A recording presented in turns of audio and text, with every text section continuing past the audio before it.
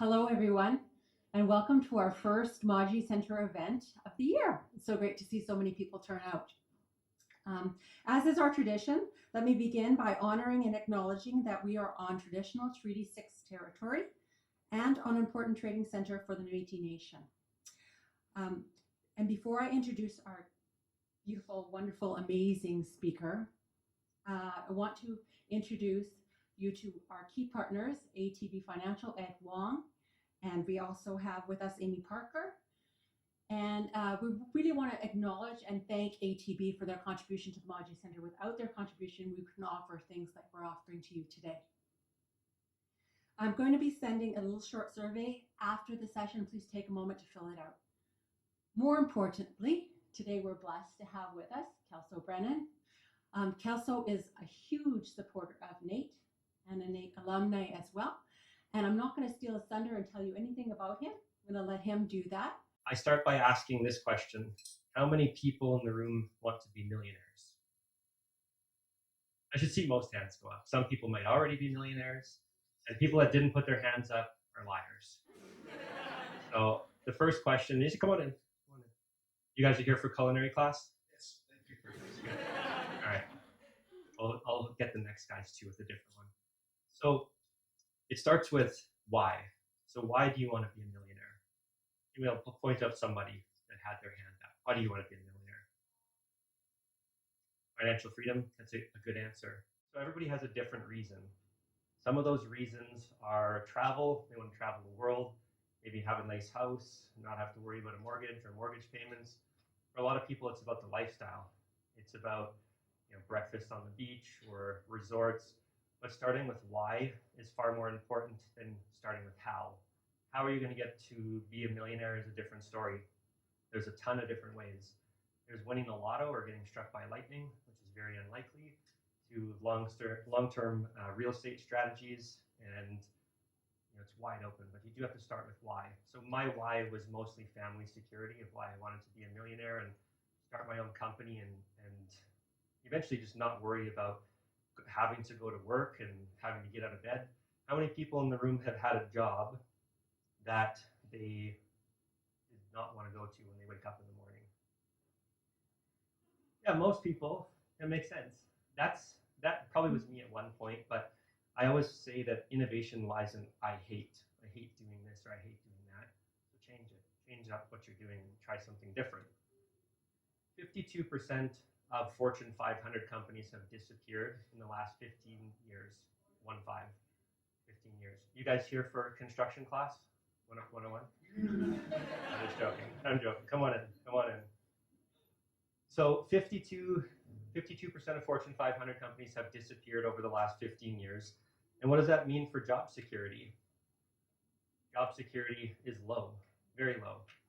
You used to be able to get a job and then spend your entire career there, potentially 20, 30, 40, 50 years at one company.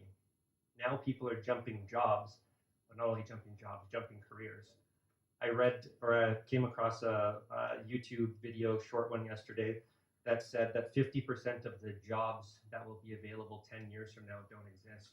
Like digital content media strategist, what the hell is that? It didn't exist 10 years ago. Now people are experts for wasting time on social media. I was one of those guys, and I use that in a huge way to leverage my business. But now this is a new type of career. So let's look at companies that failed. And one great example was Kodak. And I don't get into why it failed or talking about innovation or any of that stuff. But just to give you an idea, in 1996, Kodak had a market capitalization of $28 billion and had 140,000 employees worldwide. Fast forward to this timeline right here, which was 2012, and Kodak declared bankruptcy. You'd have never guessed that company was going to declare bankruptcy. 3 months after, Facebook bought Instagram for $1 billion with only 13 employees. That's disruption in a big way. What's also interesting to that is that Instagram now has a market capitalization rate of 100 or approaching $100 billion. And that's just a simple idea. So I have a question. Where do great ideas come from? Come on in. No worries. So where do great ideas come from?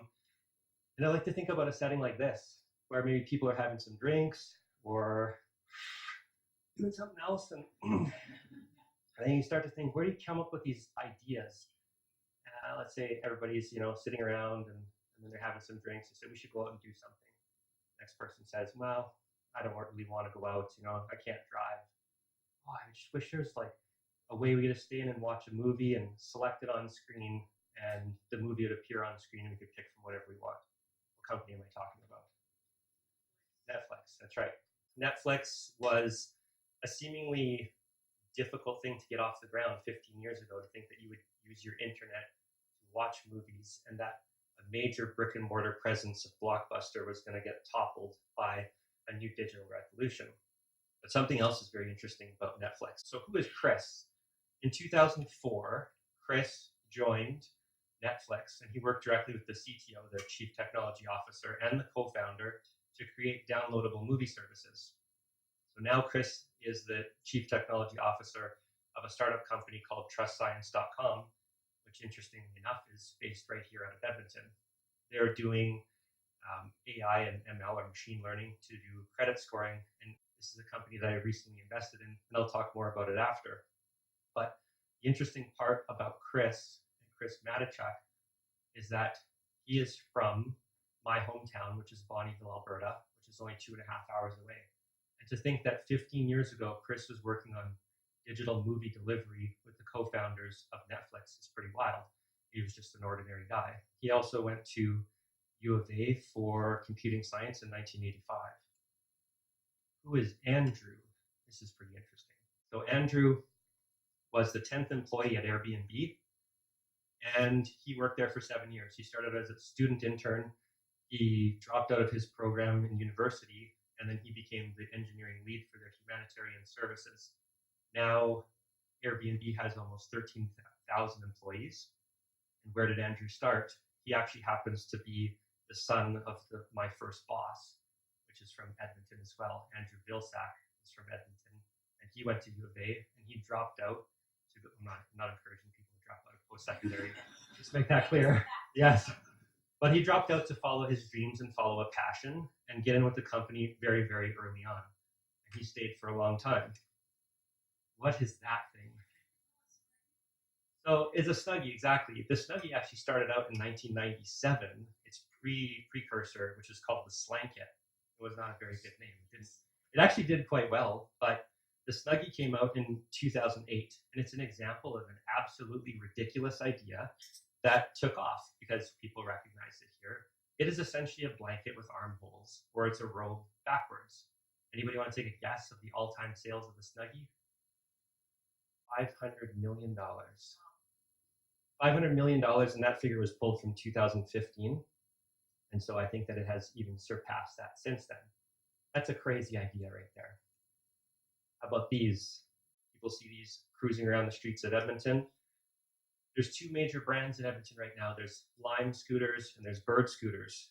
And so if I think about the revolution of skateboards, BMXers, longboarding, and then scooters were almost frowned upon 5 years ago, at least from a certain age group, looking down at the next generation coming up saying, why are they getting rid of skateboards and going to scooters? Now you can find those same people that were criticizing scooters riding them all over the streets of Edmonton.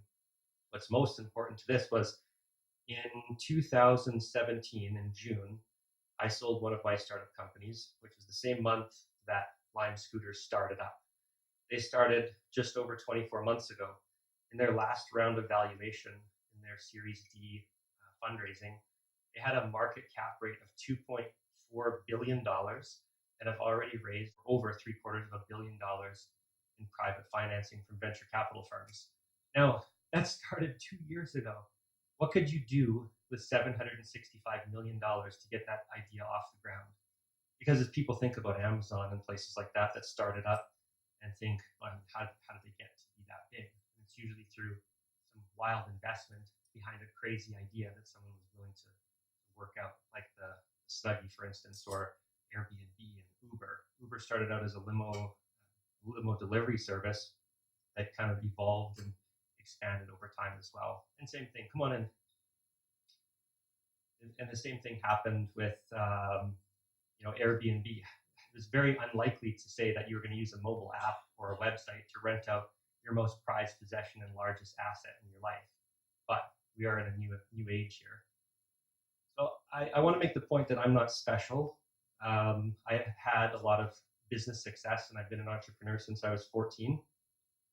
But 15 years ago, I was in the exact same spot that most of you guys are in this room, especially students, wondering, how am I going to pay for my student loans?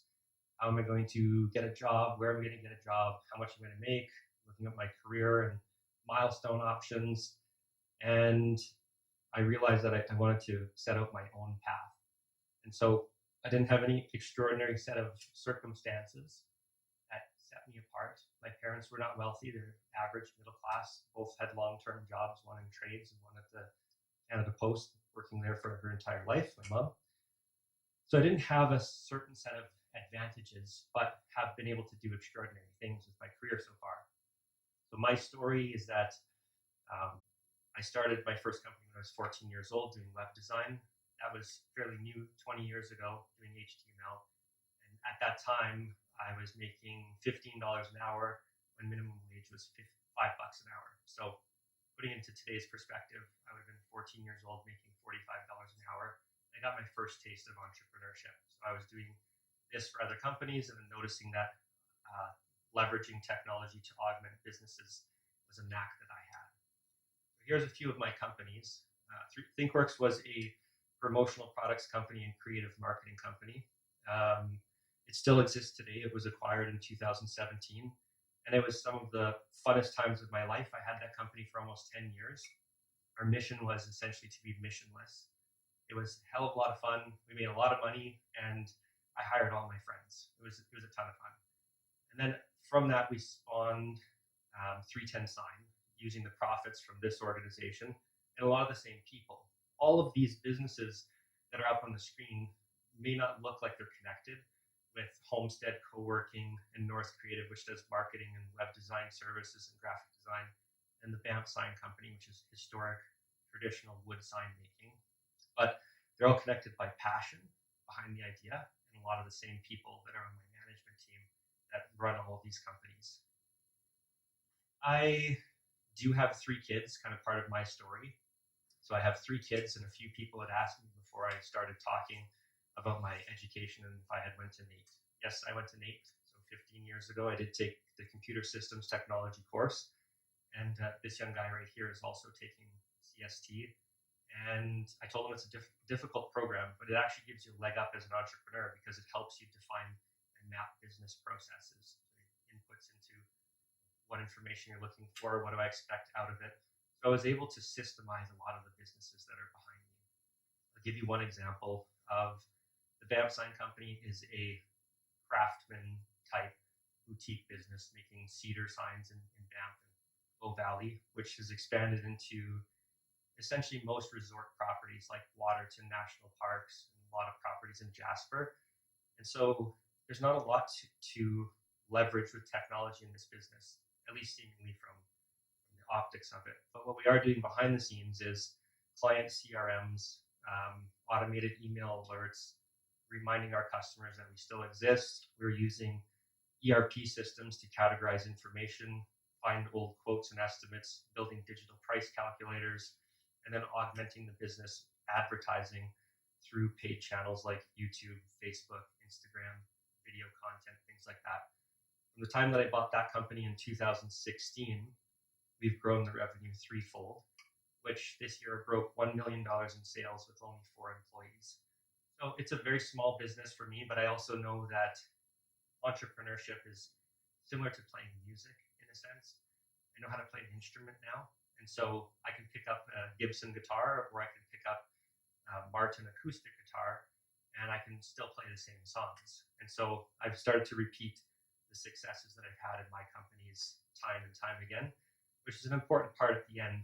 Entrepreneurship can be learned, and it can also be taught, and it's also repeatable. So this was the main goal of my focus today was 1, get you in the door with a catchy title, how to find your $5 million idea. The room's pretty full, so that was good. We had a lot of registration. But also to inspire people to do, normal people to do great things. So this is the photo in 2017 when my wife, who's in the back over there, had announced that, and here she is in the front. We had announced that we had sold our companies, and we had our whole team there. And well, part of our team, I guess we're missing quite a few people in the photo. But all those people came from different backgrounds. Electrical, one person was plumbing, one person was accounting, one had digital communications, one person was a high school dropout, all different backgrounds. But we all got behind an idea, much like Andrew Vilsack and Chris Matichuk that got behind Netflix and Airbnb, and they pushed that idea forward. So let's talk about overnight success, because it doesn't really happen. It's the equivalent, like I mentioned, to waiting to get struck by lightning or winning the lottery. That would be a very short talk. Buy a lotto ticket, wait, repeat. So this was a story that seemed to me like an overnight success. In 30 months or 2.5 years, this company was founded called DocSpace, and it was acquired for $811 million Canadian. And Evan was 35 years old when this happened. And he happens to be my neighbor. He's from Edmonton. So I looked at this story and I thought, this is interesting. So we started talking. I said, hey, I had a startup company. I sold it out, made a lot of money. He said, yeah, me too. And I looked up his story on Google and I said, oh, not the same amount of money. You made a lot more money than I did.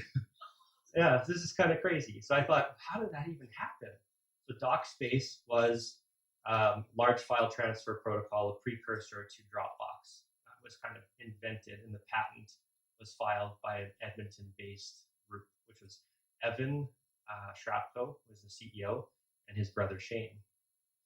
When I looked into it further, it was more like an over-decade success. So I looked, and Evan had his CPA and his CA. He also has a Doctor of Law from Columbia University in intellectual property, patent law.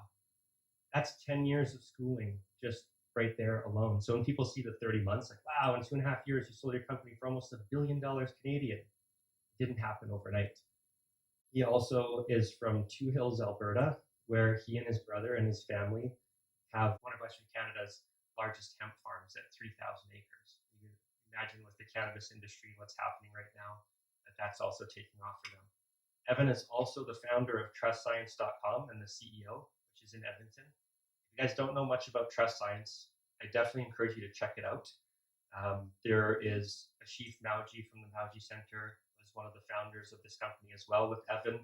I'm an investor. There's a lot of Edmonton-based investors, and it's creating a lot of jobs that are going unnoticed. We are essentially trying to provide better credit scoring and lending practices through machine learning and artificial intelligence so that lenders have a better picture and a better payback period of how likely that person is to get credit. And we're trying to focus on the subprime market at this moment. So something that's definitely worth looking into. This guy. So that's Jeff Bezos. Jeff Bezos was the founder of Amazon.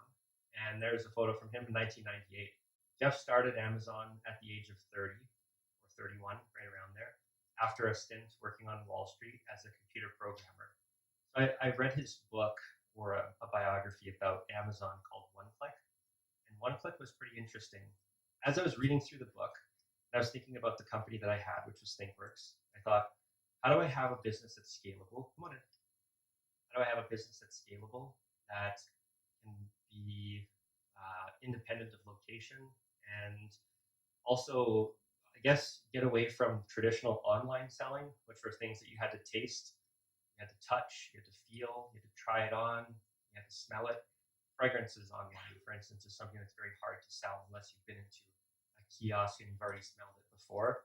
So you get a lot of in-store shopping, and then people go on their phone digitally and they find a better price on Amazon, they order it while they're standing in the store where they took the scent for the first time. And so Jeff didn't really care about selling books. He cared about data. That's the new currency. 90% of the world's data has been created in the last 3 years. We have a ton of data that we're sitting on. And so Jeff's idea was simple. He went to a fair or book kind of seminar about how to start your own bookstore, boutique bookstore. And what he noticed was that there were lists of SKUs that every little bookstore and as well as Barnes and Noble had. And at that time, they were giving the information away for free. You'd phone up a bookstore and he'd say, "Can you give me your entire list of all the books that you have in stock with all your prices and everything?" And they would send it to him. So Jeff took all of those records, which was 1.5 million records, and he put them online. And he touted that Amazon was the universe's largest bookstore with 1.5 million books, some of the most obscure books you would never find. But they didn't own a single book. They didn't have warehouses and they didn't have distribution like they have now. They started with an idea, but they had hundreds of brick and mortar stores, similar to how Blockbuster did before. And they could pull from those resources as orders came in online. So I took that same idea and I put it into action. So I decided to try to come up with something similar after reading the book, and I looked for information that was publicly available that I could use to put something online, which happened to be something boring, but something that people use every day. It was traffic signs. I started trafficsupply.ca, as well as another 100 plus domain names that all forwarded back all roads lead to Rome. And we had 12 e-commerce stores running that were selling traffic signs online. The best part about that was you don't need to taste it, you don't need to smell it, you don't need to touch it. All you need to do is see it, just like books. So our return rates were historically low, and it was a business that had hundreds of sign companies across Western Canada that I could get to make the signs without actually having to put infrastructure in place when I put the websites together.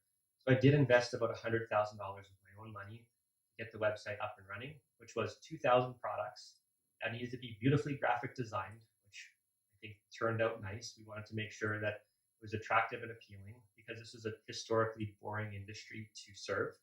And we wanted to make it easy and searchable so people could put in a part number like RA1, which is standardized across the country and the US, or a stop sign.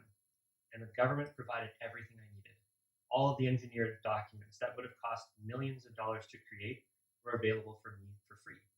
I took the SKUs, the part numbers, the sizes, the images, and I put all of them online over a period of 10 months. Once we launched our first e-commerce store, we sold $1 million in our first year, with double-digit and triple-digit growth continuously for 5 years until it was acquired for 7 figures in 2017. To me, it was a crazy idea to sell traffic signs online, and I had to be fairly relentless about that, which brings me to my first superpower. So my first superpower is hyper-focus. When I do something, I do it all in, to the detriment of everything else around me. The opposite of hyper-focus is scattered. I don't like that term because if you were to step in my shoes with 3 kids and 4 running businesses and 65 employees and half a dozen rental properties, you'd know that I have a lot of stuff on the go. So for the most part, some balls are going to drop. I'm juggling a lot of stuff, but I'm actually able to manage and multitask a lot of different things. So hyper-focus presents itself in anywhere from 2 minutes to 2 hours when you're doing something like writing a text message or you're passionate about something. When I'm passionate about something, nothing can wave my focus. I'll be walking and I get a text message that's important to me and I stop in the middle of the mall. People will bump into me, this side, that side. I won't even notice. I'll keep texting because I'm focused with blinders on what I'm doing. When hyper-focus starts appearing in long periods of times, months or years, that's called relentlessness. And that was my first superpower, is being relentless about getting 310 sign off the ground. There's a lot of people that will tell you that it's not a good idea. Or they'll tell you it's a good idea, but they know in their heart, they're thinking, it's not going to work. If you think you have a good idea, and I have some tools at the end, you can run your idea through, and then you ask somebody, what do you think? And they'll say, it's fantastic. You say, can I have $10,000? And they'll say, well, it's not that fantastic. So you'll know when you find the right idea when someone's willing to put money into it. Back. And I don't get into why it failed or talking about innovation or any of that stuff, but just to give you an idea, in 1996, Kodak had a market capitalization of $28 billion and had 140,000 employees worldwide. Fast forward to this timeline right here, which was 2012, and Kodak declared bankruptcy. You'd have never guessed that that company was going to declare bankruptcy. 3 months after, Facebook bought Instagram for $1 billion with only 13 employees. That's disruption in a big way. what's also interesting to that is that Instagram now has a market capitalization rate of 100 or approaching $100 billion. And that's just a simple idea. So I have a question. Where do great ideas come from? Come on in. No worries. So where do great ideas come from? And I like to think about a setting like this, where maybe people are having some drinks or doing something else. And, and then you start to think, where do you come up with these ideas? Let's say everybody's, sitting around and then they're having some drinks. They say, we should go out and do something. Next person says, well, I don't really want to go out. I can't drive. Oh, I just wish there was like a way we could just stay in and watch a movie and select it on screen, and the movie would appear on screen and we could pick from whatever we want. What company am I talking about? Netflix, that's right. My second superpower was influence. No matter what, as an entrepreneur, you're going to need to influence people. You're going to need to bring staff on board. You're going to need to hire talent and bring people onto your team. You're going to need to influence your bankers and persuade them that the idea that you are doing is going to succeed. You're going to probably need to influence potentially investors and even clients on major contracts. And some of that can be hard, especially when you're young. And so there's a great book out there, and I won't get into it, but it's How to Win Friends and Influence People by Dale Carnegie. And I put up my favorite book list at the very end, and it's on there. And I would definitely encourage you guys to make sure you're working on your influence and working on crafting your pitch, because you never know when you're going to have a chance encounter, like I did with Tom Fath, who owns the Fath Group in Edmonton, where we went for lunch and I was able to craft my idea out of my head, which was 310 Sign, which he ended up acquiring the business. It was simply a lunch that led into an acquisition, but I was ready, and he definitely bought into the idea. The third superpower is big asks. You have to get into the big asks. And big does not mean large quantity, like a lot of them. It doesn't mean asking for millions of dollars from an investor. Big, to me, is stuff that's in your stomach that makes your stomach turn. A big ask was proposing to my wife. It wasn't a big financial impact. Maybe it was a benefit. Two heads are better than one.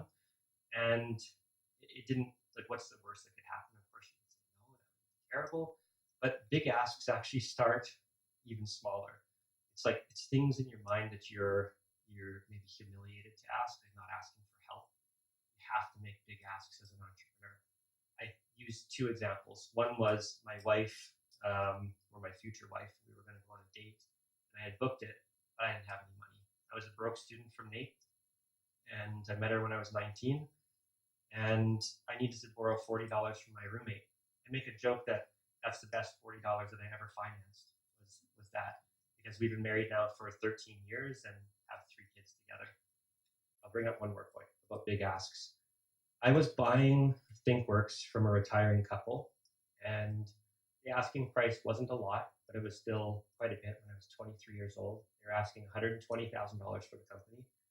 And I had some savings through flipping houses, and I've always been an entrepreneur and a high income earner. So I had some money saved up at 23, about 60 grand. So I said, I want to buy your company, but I also don't want to go to the bank and extend more credit. I already have rental properties and mortgages and debt out the eyeballs back then. And so I asked a big ask. I said, would you finance me at 0% interest over 1 year, and I'll make regular installments every 3 months. So 15 grand every 3 months. I was able to buy the business for 60 grand and pay for the remaining balance of the financing through the profits that the company was making every month, which was over 5 grand a month. By the end of the year, I owned the company free and clear that turned into a cash cow. That was a good example of a big ask. Otherwise, I could have strung it out with the bank for 5 years on a loan and made those payments monthly and chipped away at it. But this way, I was able to get free interest. So this is a great point. Not everybody's meant to be an entrepreneur. Not everybody's going to jump in and take a risk. People are built differently. You have to understand your personality type. I'm a daydreamer. I have lots of ideas. In order to have a good one, you have to have a lot of ideas. But I also need doers, and I need people to execute those ideas. That's where my superpower of influence comes in. I have to be able to convince people that they should join my team and that they should follow through on these ideas. And of course, everybody wins when that happens. But even if it's a failure, in fact, then you learn what not to do next time. So not everybody's meant to be an entrepreneur, but you can get behind entrepreneurs and you should be supporting them. And you should think about the guy who's probably most scattered in your group of friends. You sometimes might think is an idiot. They might have the next Snuggie. He might be thinking about that kind of stuff. He needs your help to get that idea out off the ground. So I've always had a really good team of people that have helped me get through this. You don't have to take all the risk yourself. You can get behind an idea and be an entrepreneur as well, even inside of your own organizations. There we go. So I have a huge respect for Jabra, for Sam and Forrest. Jabra, I remember Sam and I we're friends. Everybody's connected. My cousin, who owns Three Boars and Wishbone and Faro Sandwiches, was actually roommates with Sam Pillar when they were getting Jabra off the ground, and then we all connected. So everybody in the entrepreneurial scene in Edmonton is connected somehow. So in 2013, I was going over my success with 310 Sign, and he was going over his success with Jabra, both taking it different routes. He did venture capital and financing. I was trying to bootstrap my business and did end up finding a single partner, which worked out well for us. But we had different visions. Sam's vision initially was, Sam and Forrest, to have $10,000 a month coming in so that they could have a decent wage, which has evolved into 195 employees over 8 years between Edmonton and Toronto. And their goal, which I believe is achievable, is to be Edmonton's first billion-dollar tech company. That's from an article that was recently in the Edmonton Journal 3 days ago. And so I have a huge respect for Jabra because my goal and my why of wanting to be a millionaire was family security. $5 million is enough. And I had lots of things to do, or lots of income that I'd been making up and saving for years and buying real estate and investment properties and things like that. I didn't have 50 million in mind. That wasn't for me. But I have huge respect for entrepreneurs that are growing and not just creating the $10,000 a month for themselves, but the $10,000 a month for 150 extra people by creating more jobs. So that's fantastic. And you guys should definitely check Jabra out. It's another great Edmonton success story. We'll talk about takeaways. So we talked about this. Entrepreneurship can be learned. And more importantly, it's repeatable. So I know there are other entrepreneurs in the room. And Daniel Natashak from Mindable is in here. And they have a fantastic business. And they've been killing it for many, many years. And so I also know that Daniel's on the hunt for his next idea. That's probably why he's here as well. And I'm always on the hunt as an entrepreneur as well. So Daniel knows how to play those instruments, like I was saying. He knows how to play the game. He knows how to play the guitar, if you will, metaphorically speaking. And I didn't see the scooters as a big business. I never thought that was going to be possible. And at 35 years old, and as myself being, getting started in my early 20s with serious entrepreneurship for the last 10 years, only eating what I killed, meaning that I was responsible for my own destiny, my own income, and all of my employees' wages. I think maybe I'm too old. Maybe I'm now meant to be the mentor to somebody else that has a brilliant idea, that has a better tap on something. So there's probably people in the room that are stirring ideas through in their heads right now.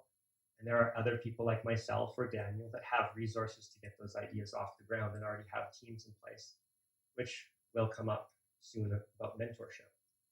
Here are some of my favorite resources, because we have to talk about action. I could talk about entrepreneurship and ideas and all kinds of crazy metrics and stories all day long. I store information in my brain and I can always remember numbers, but we have to get to actions. So here are some of my favorite resources. Liveplan.com is something that I probably only log into once or twice a year, but I refine my pitch always. So whenever I have a new idea, and we had some ideas that never got off the ground, like electric mountain bike rentals. We were looking at doing that in the mountains, and somebody else, already jumped on that idea. But we always push our ideas through this simple model and crafting our pitch, which forces us to define things like, how much funding do I need? What are my major milestones? What are my market opportunities, my selling channels? What's my main pitch and motto for the company? And it puts it all into one page. That comes back to influence and having that information ready to deliver to somebody. and being able to clearly get the message out, because it has a few features like character limitations, forcing your idea to be concise. So you come in and you say, what are my market opportunities and market segments? And it only gives you 100 characters. It forces you to only put the top ones in. Liveplan is definitely an essential. And even though I've done a lot of businesses, I can still go back, log in, and see my original 310 sign business plan, which I had a 3-year outlook to become a multimillionaire, and it ended up being 5 years. It took a little bit longer. Ran into $30-some barrel oil, and that played a part. But for the most part, we still grew throughout those recessionary years. The next part would be something that's fairly new, co-working. So I treat this as the future workplace. There's a lot of people that work for themselves, especially graphic designers and photographers. And so that's the start of the gig economy. So by next year, by 2020, 40% of the world's workforce will be gig economy workers. That means they don't really have a place to land. They don't particularly work for one organization. They bounce around from idea to idea, and they help with services. And why not? If I need graphic design to put this PowerPoint slideshow together, then why do I need to have a full-time employee on staff for graphic design when I only need them 10% of the time or 20% of the time? So you start relying on gig economy workers. And most of them start to gravitate towards spaces like co-working spaces. So this year, I bought Homestead Coworking, which is a logo in the bottom corner, which is 11,000 square feet on Jasper Ave. And it's part of my way of doing entrepreneurial philanthropy, if you will, because I did invest a lot of money to do it. And it's not a big payoff. The big payoff to me is having people like you come into the space, you working with people, start colliding with mentors and other people to get your ideas off the ground. And there are early investors like myself that are getting in on those ideas. I want to find the next Sam Pillar in this room from Jabra, who created 195 jobs in Edmonton over 8 years. And I want them to grow up out of the Homestead co-working space. So in 2014 to 2018, the US co-working space market increased by 205%, saying this is the new normal. 40% of large US-based corporations are using co-working spaces, even Google and IBM, and they're using them to not have to put infrastructure in place, coffee machines, Wi-Fi, build-outs, the real estate. The cost to get into a co-working space is really cheap. And it also allows you to be scalable, both moving up into larger office spaces and private offices, as well as down when things aren't working out. And there are failures that happen in these types of businesses. Another great resource is Let's Do Coffee podcast, put on by Nate's Mauji Center and ATB Financial. So I had the luxury of doing the podcast earlier this year for Nate, which was, I think, episode 10. Just kind of goes a bit more in depth behind my story. And there are a lot of great Edmonton entrepreneurial stories on the podcast. I think they're about 1 hour or 30 minutes to 1 hour long. It's definitely worth checking out. Plus, there are local entrepreneurs that you know and you find right here in Edmonton. I think that's fantastic. Know yourself first. So I'm a big believer in Myers-Briggs testing, which is personality testing, MBTI, Myers-Briggs type indicator. There are 16 different personality types, and there are with Myers-Briggs, and there's different methods as well. There's DISC, there's the Harrison assessment, and these tests let you know a lot about yourself, what your strong suits are, what your weak points are, how you interact at life, and how you interact at work. And I firmly believe in knowing yourself first, but also knowing your team. So making sure that your partners are taking this, whether it's at home or a business partner, understanding how they function as well. Because I know that I'm a daydreamer. My type is ENTP, which is extroverted, intuition, thinking or logical, and perceiving. There's not a lot of structure in my personality type. I like to take things as they come. I like to get up here and do a presentation. I could have done it without the slides, but I don't like to do a lot of preparation. I take things as they come. But I need J's, which is judging or more organized personality types, to help me get those ideas off the ground. It was interesting when we took all of our company's personality traits and we put them onto a graph and mapped them over each other. We started to see why conflict is happening. I had another daydreamer on my team. we were both butting heads, wondering about who's the boss. And then I realized I only need one daydreamer at my company. So yeah. If you have ENTP, if you take the test, it can't work for me. It's like only one guy needs to be the daydreamer. Finding a mentor is an important part. And this is a great representation of a mentor. In 2012, I should stop. We have mentors throughout our whole lives. Our parents are our mentors, aunties, uncles. My auntie got me into the CST program early on. She helped me start my first company when I was 14 by helping me get a loan to buy a laptop. So I went through the formal processes of incorporating a company at 14 years old and getting a business loan, paying 12% interest on my laptop. And I got used to regular payments, and she helped me set my prices and get to that $15 an hour. Typical startup entrepreneur wants to give everything away for free and not think about infrastructure, so they would often work for $5 an hour when my auntie said, put it at 15 and you're still competitive. So she helped me through that.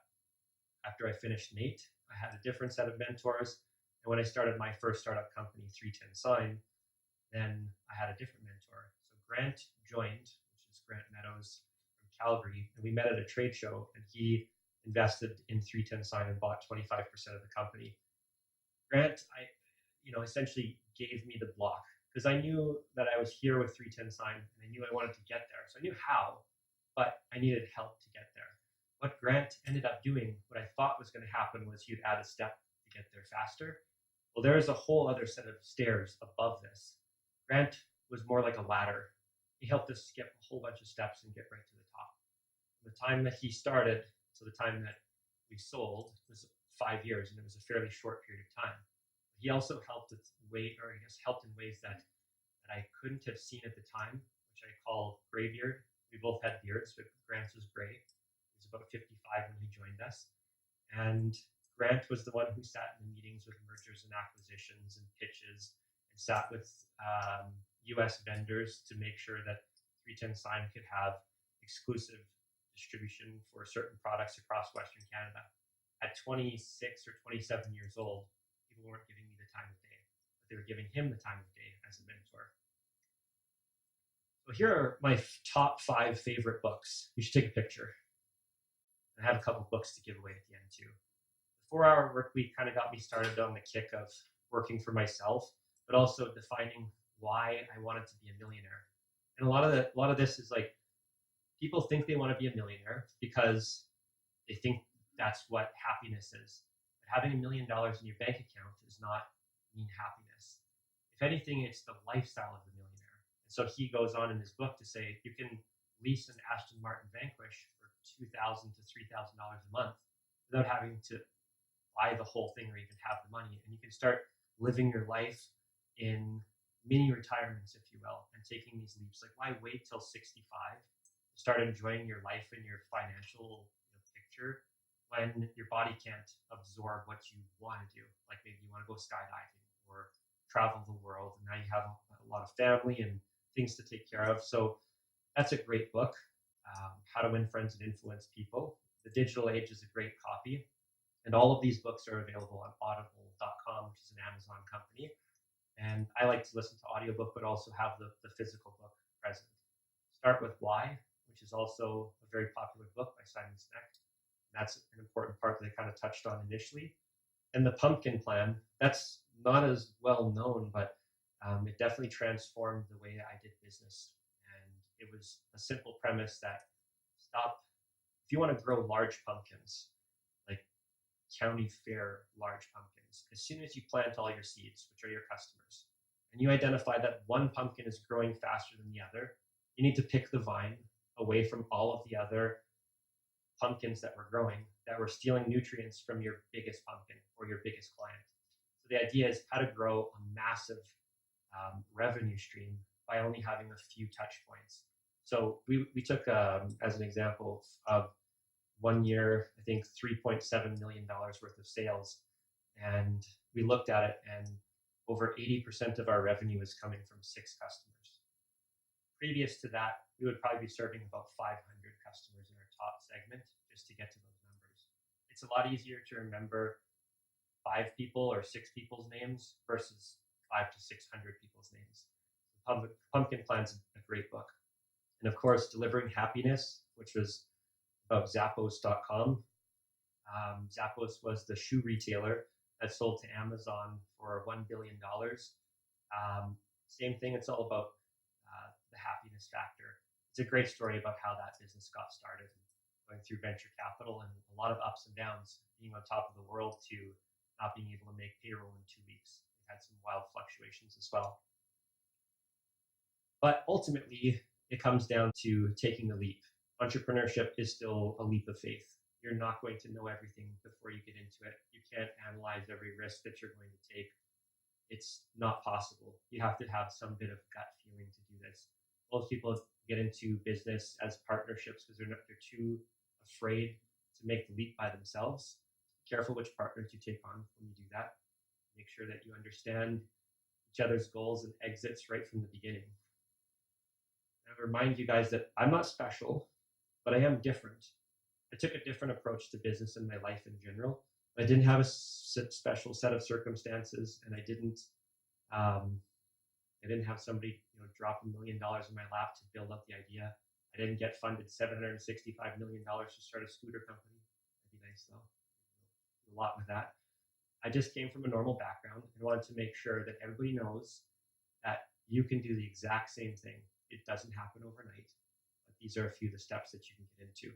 Can you all join me in thanking part of the Kelso for his presentation. time Now I want to open up for some and questions sharing and his answers. story? Oh, thank you. That feels nice. I was very nervous about this talk. Hopefully it was okay.